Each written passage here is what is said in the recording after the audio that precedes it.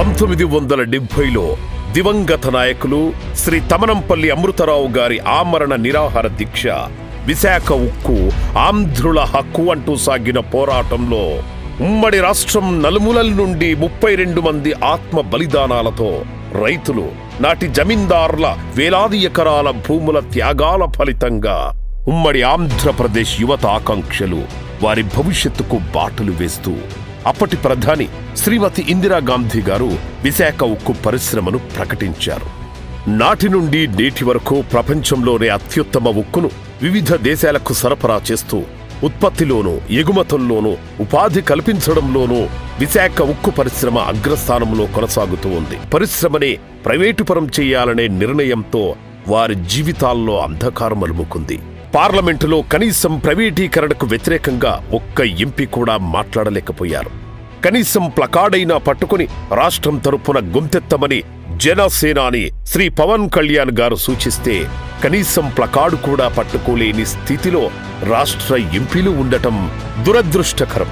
ఈ వారం రోజుల కనీసం 22 మంది ఎంపీలకి వైసీపీ నాయకత్వానికి నిజంగా చిత్తశుద్ధి ఉంటే స్టీల్ ప్లాంట్ ప్రైవేటీకరణ అడ్డుకుంటామని కనీసం ప్లే కార్డ్ పట్టుకోగలరు? అంత దమ్ముందా మీకు పార్లమెంట్ లో?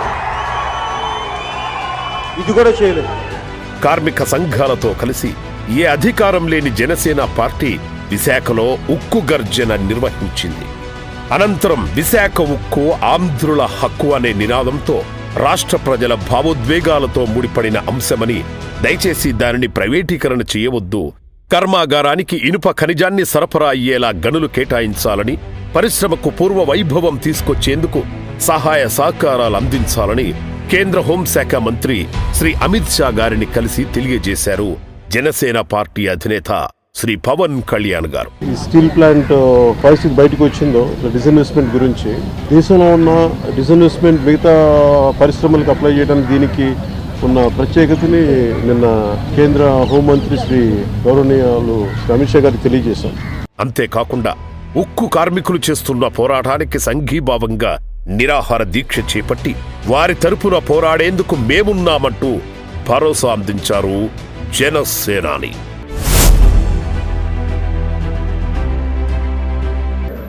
ఇది మొన్న కూడా కార్మిక సంఘాల నాయకులతో కూర్చున్నప్పుడు ఇదే నివేదిక, ఇదే అభ్యర్థన ఇచ్చారు. ఇది ప్రైవేటీకరణ చేయకూడదంటే మీరు ఎంత కమిటెడ్గా ఉన్నారో మేము అంతే కమిటెడ్గా ఉన్నాం. 2021 డిసెంబర్లో, ఫిబ్రవరిలో మేము అమిత్ షా గారిని కలిసాం. అధ్యక్ష, హోంమంత్రి అమిత్ షా గారిని కలిసి వారికి నేను ఇచ్చింది కూడా ఏంటంటే, ఇది మాకు చాలా భావోద్వేగాలతో కూడింది, చాలా త్యాగాలతో కూడింది, దయచేసి దీన్ని ఎట్టి పరిస్థితుల్లో ప్రైవేటీకరణ చేయకండి అని చెప్పాం. అధ్యక్ష, when it comes to Vizag steel plant, we are extremely committed not to privatize. ఇది మా అందరి కమిట్మెంట్. అధ్యక్ష, ప్రతిసారి నేను కార్మిక సంఘాలతో కూడా ప్రత్యేకించి ఈ మధ్యన ఒక 4 రోజుల క్రితం కూడా మాట్లాడడం జరిగింది. అధ్యక్ష, వాళ్ళు కూర్చోబెట్టి దానికి సంబంధించి మీరు ఒక సమగ్రమైన ఒక కార్యాచరణ ఇవ్వండి మాకు.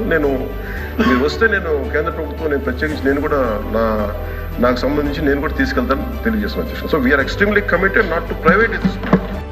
साथियों, माननीय प्रधानमंत्री श्री नरेंद्र मोदी जी ने RINL के रिवाइवल के लिए 11,440 करोड़ रुपए का पैकेज कल कैबिनेट की CCEA में अप्रूव किया है.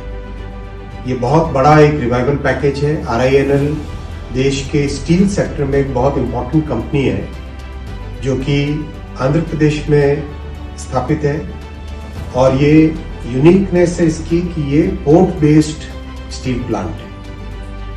इसमें जो हिस्टोरिकल प्रॉब्लम्स थी उनको सॉल्व करने के लिए फ्रेश इक्विटी इन्फ्यूजन और वर्किंग कैपिटल को प्रिफर्ड शेयर कैपिटल के हिसाब से 11,440 करोड़ रुपीस का पैकेज बना है. RINL के फंक्शनिंग में इमीडिएट इम्प्रूवमेंट आएगा.